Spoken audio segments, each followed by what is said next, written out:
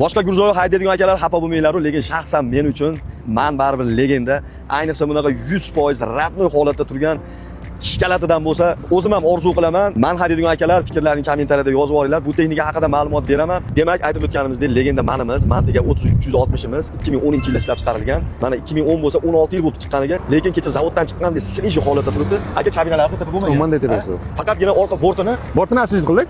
Tamom. Salonlarni ko'ringlar. Bu ham 8 talik aka. Ha, 8 talik. Panejni pavishisi ham bor. Retardosi yo'q-a buni? Yo'q. Retardo bo'lmaydi, gornisi bo'ladi. Gorni bor. Ko'ringlar, mana hamma yo'q ratni turibdi. Birorta ishlamaydigan joyi yo'q. Hamma joyi ishlaydi. Hamma joyi ishlaydi. Probeklar. Mana bu 181.462 kilometr bo'libdi endi. Mashalloh. Ichida turibman. Kabinani qimirlashga havasim keladi aka.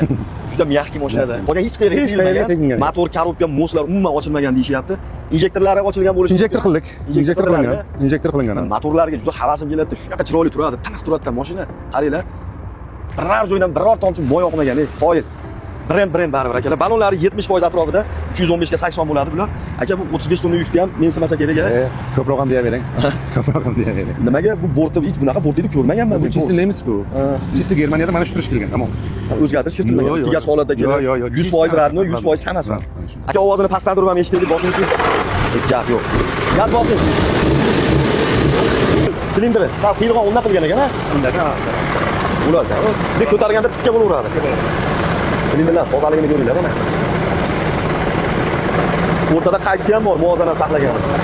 Hali qiyrilgan joyda ham bemalol ko'radi. Tashlamaydi.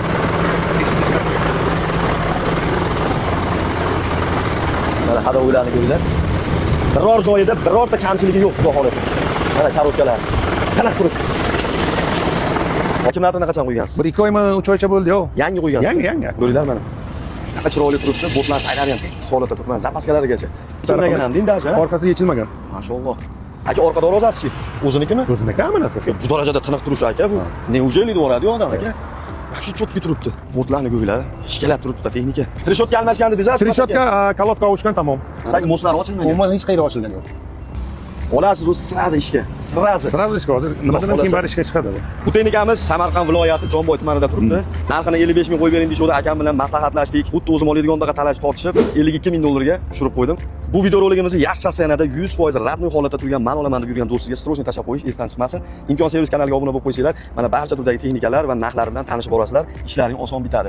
Xolis aytaman, texnika puliga arziydi. Yana kelib savdosini qilsalaring, savdolang bitsa biz ham xursand bo'lamiz. Like bosishni esdan chiqmasin, yaxshi kunlarda ko'rishaylik.